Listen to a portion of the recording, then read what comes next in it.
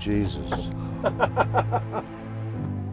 Mr. Shatner, last fall you went up in space. You were the oldest person ever to go up there. I watched the video along with millions of people. What was it like? What was the biggest revelation for you when you looked down at our planet and you were up there for those brief moments? Well, it's a complex thing. If I get into it, I could give you the one-word answer when somebody comes in, what was it like? And I say empty. And then we go on about our business. I don't know whether you want that answer or you want the full treatment. Give us the full treatment. I was aware of that hydrogen was in the rocket, and I was aware that things like the Graf Zeppelin Hindenburg burned because of the hydrogen, and I was aware of human error. And in fact, the countdown was stopped about 15 seconds before they pressed the takeoff thing by some anomaly. No, there were a lot of tension-making elements that went into the actual takeoff. And then the G's on my body were disconcerting. And then I finally got up, and we had practiced weightlessness, but you can't practice weightlessness. So I was baffled by that, but I knew that I wanted to get to the window and see outside and what that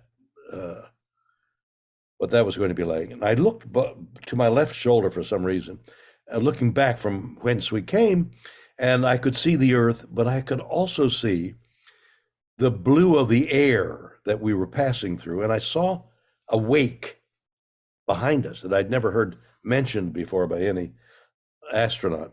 That was puzzling me. And then I turned and looked forward and saw the blackness of space. And I'm really vitally interested in space and all its mystery and the things we don't know, how much we don't know about space and how spooky space is, according to Einstein. But there was none of that there. It was just total blackness. And what I saw in that blackness was death. What I saw looking behind me was life. And that was essentially that observation, which is not unique. What happened to me afterwards when we landed, I found myself weeping, and I didn't know why I was crying. And I had to sit down and come to grips with, why am I doing this?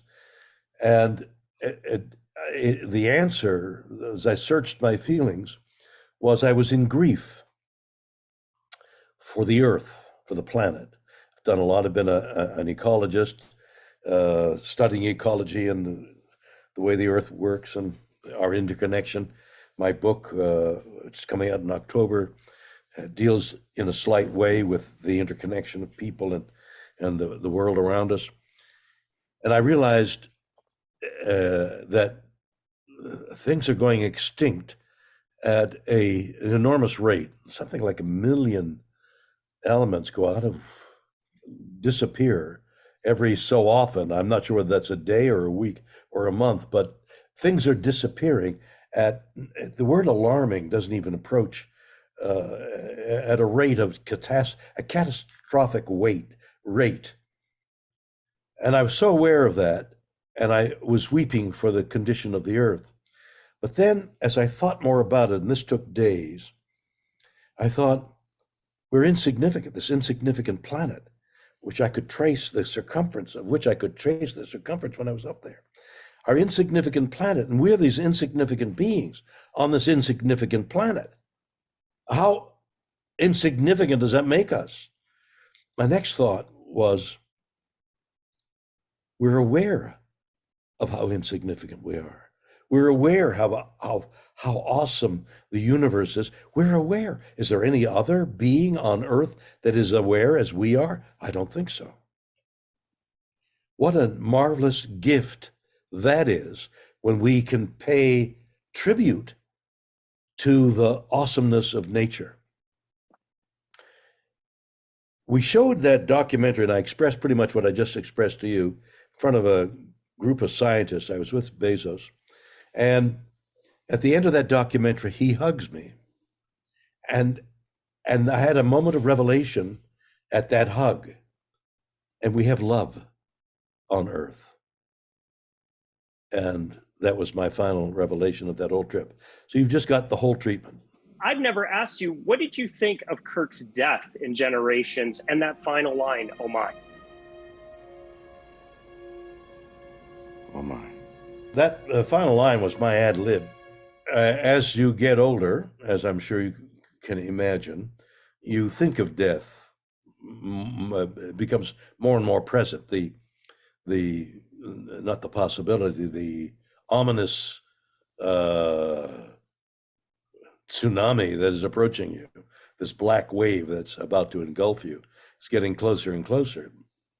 Now, it could happen to anybody walking the street, and Hesh being one, but it's more likely to happen to me than it would to you. So death becomes a presence. And so when this character was dying, I thought, how do you die? What?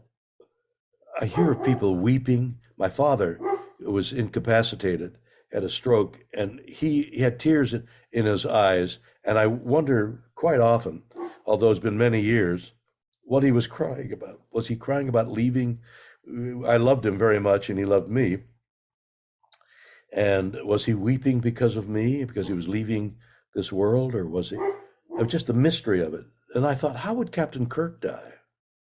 Captain Kirk, who's faced death so often. And I thought he would look at death approaching with the same awe and wonder that he looked at these strange beings that he faced in the 3 years that I played him. And I wanted to play death as something equally filled with the awe and wonder that he looked at the universe with. So the oh my, I wanted it to be as this thing. Wow, it's a wow. What came out was the final print was an element of dread, and I didn't want that. And had I seen it, or had I been more aware, I don't know. I didn't play it exactly the way I wanted to, which was, oh my, the gorgeousness of death. What's going to happen? But that's the way I feel about it. That's the way I want to feel about it. I don't want to feel fear, but I'm afraid I feel fear. Mr. Shatner, before I let you go, just overall, what do you think of the enduring appeal and success of Star Trek? There's so many spin-offs, shows, movies, and it all comes. It all comes. Finish the sentence. All comes from your original There series. you are. It all comes from me. I'm the fountainhead. No, I'm not. The wonderful writers imagining all those things.